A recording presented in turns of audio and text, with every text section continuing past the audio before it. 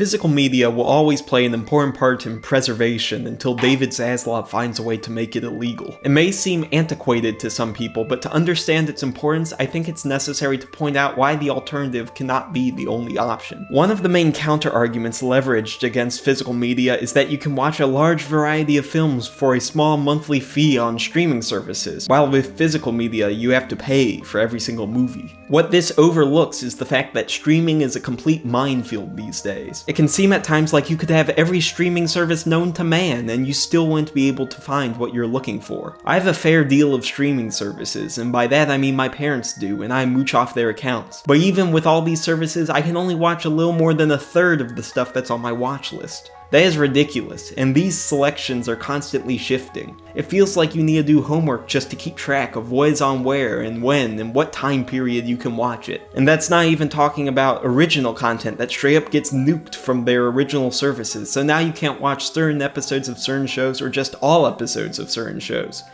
legally.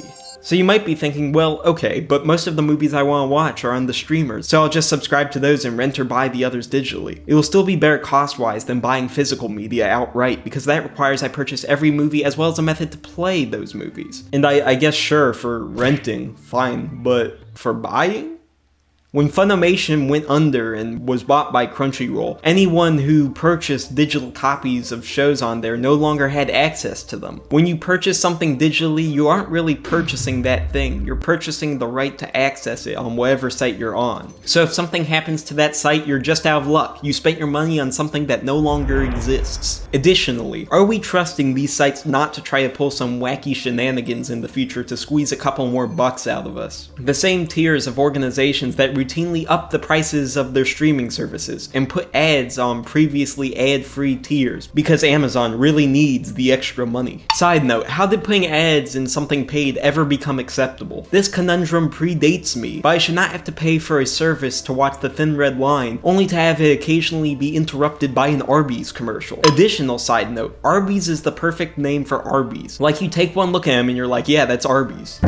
Also, when you're watching something through a service or renting or buying, you're still streaming it in most cases, which means that many of its nasty visual quirks can still happen. The main issue visually is that no matter how good your Wi-Fi is, you will most likely encounter a fair deal of banding in darker areas, which means that if you're watching something such as most horror movies, the screen will frequently turn into this blocky mess. And if you're watching something that has not been downloaded, you can enter a whole new world of hurt. When I was watching Nausicaa for the first time in college, I had to stop my viewing because the crappy college Wi-Fi meant that every few minutes the movie would look like this. So in summary, digital media is comprised of stuff you do not own, controlled by companies you should not trust, in the quality that is at best passable and at worst unwatchable. Now that we've established why digital media is untrustworthy, let's talk about physical media. First, aside from some notable bad eggs, you won't need to worry about all those quality issues anymore, and not just that, but in a lot of cases, it will look notably better. This is especially true when it comes to distribution companies such as Criterion. For a while, whenever a director would say that watching a certain restoration of a movie was like watching a completely different film, I would always be thinking, alright, let's calm down, buddy boo. But then I watched the Criterion of Moonrise Kingdom, and unfortunately this will have to be a bit of a trust me bro kind of moment because I can't mail you my Blu-ray for comparison. But let's just say it looks significantly better than when I watched a rented copy on my laptop via YouTube. Also, on the note of the Moonrise Kingdom Criterion, it has all of these special features, as well as all of this. I remember when games used to come out with whole little booklets, which has been dying out unfortunately. When I got Mario Galaxy as a kid, I would obsessively pore over that booklet ad nauseum. This is just a picture of someone else's that I got off Google because I believe I flipped through that thing so many times that it eventually disintegrated into a fine mist. You wanna know how much of this cool stuff you will get on Netflix? None of it. The best you can hope for is that whatever you watched is big enough to have a making of documentary. Also, scrolling through streaming services that aren't Tubi will never be as fun as looking through a store or a library and seeing what hidden gems are there.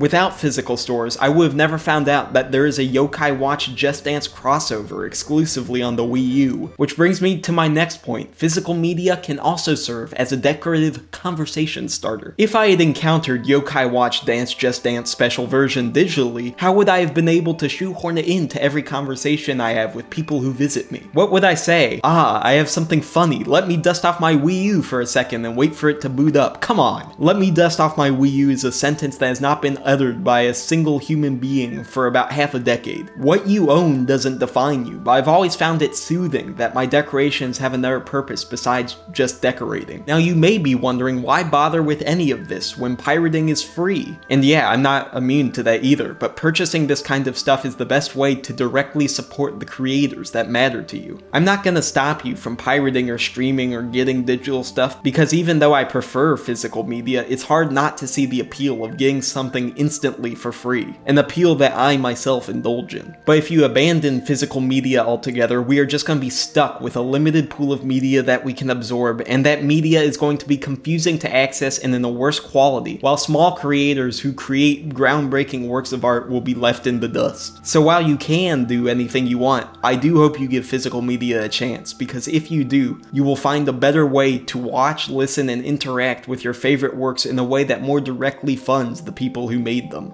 Thanks for watching.